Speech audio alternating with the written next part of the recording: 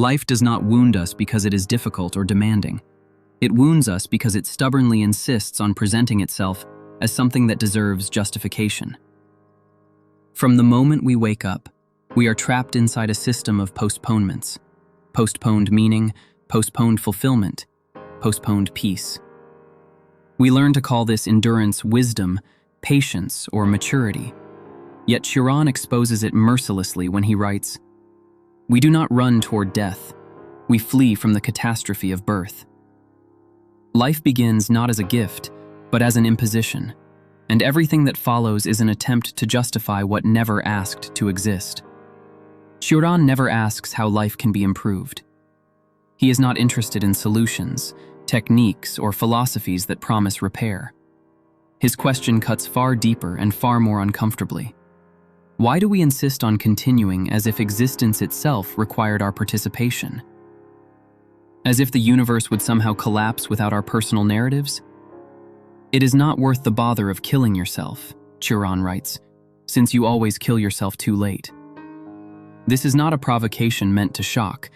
It is a diagnosis of how deeply trapped we already are by the mere fact of being conscious. Human beings often imagine themselves tragic because they are fragile, because they suffer, because they break.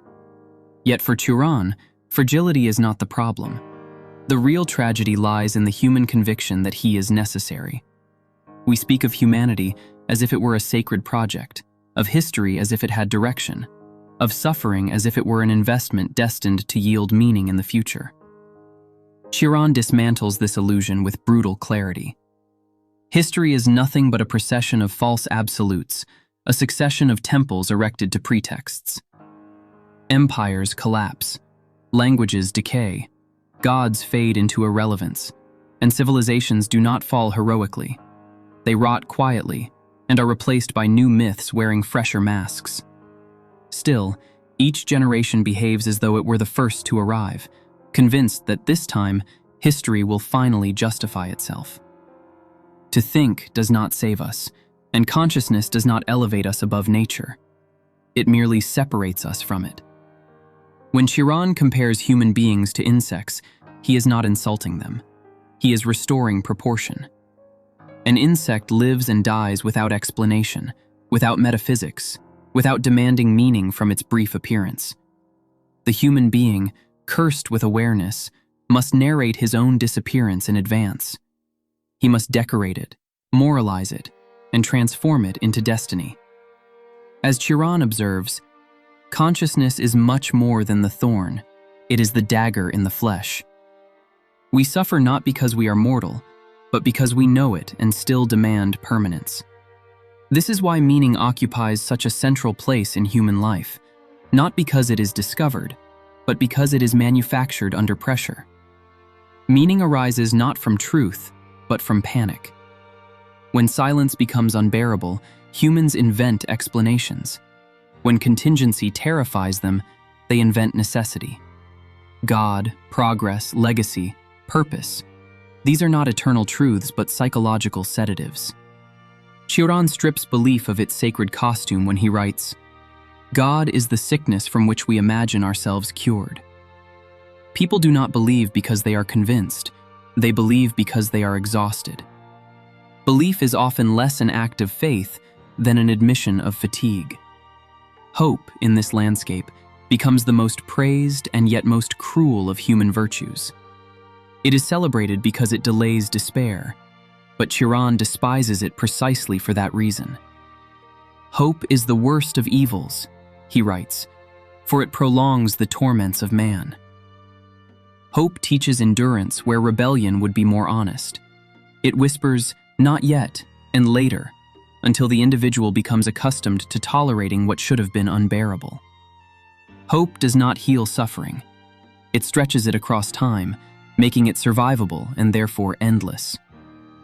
And yet, within this bleak vision, Cioran uncovers something unexpectedly gentle: the relief of insignificance. If we will indeed be erased, quietly, indifferently, like insects, then failure loses its cosmic weight. If nothing remains, then nothing was owed. The universe does not care about achievements or humiliations, resilience, or collapse. As Cioran admits with unsettling calm, it is comforting to know that one is superfluous. This indifference is not nihilism, it is mercy.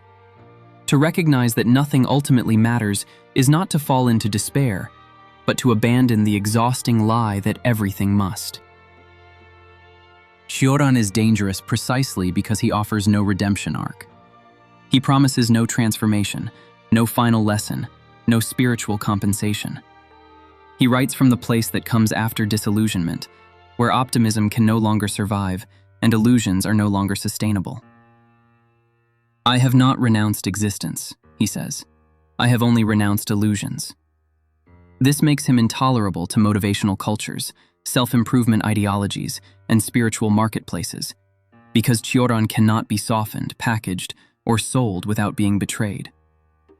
Life may indeed be shit, and we may indeed be erased like idiots and insects. But perhaps the true obscenity is not this fate itself. Perhaps it is the insistence on pretending otherwise. Cioran does not free us by offering hope or meaning. He frees us by removing necessity.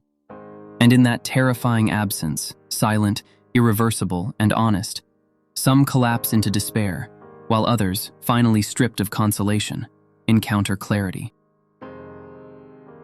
What ultimately condemns human beings is not that they suffer, but that they survive while pretending that survival itself is a virtue.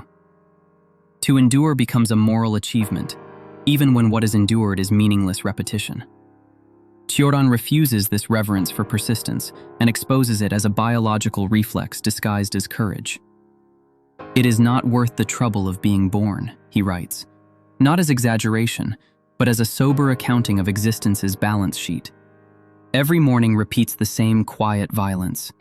Consciousness resumes without consent. We open our eyes and inherit once again the burden of being someone. Memory returns, obligations reassemble, and the machinery of identity restarts, not because it must, but because it can.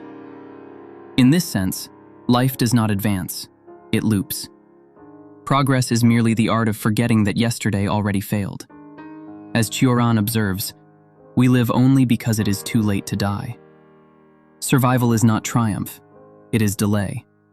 Even revolt, when examined closely, often collapses into theater.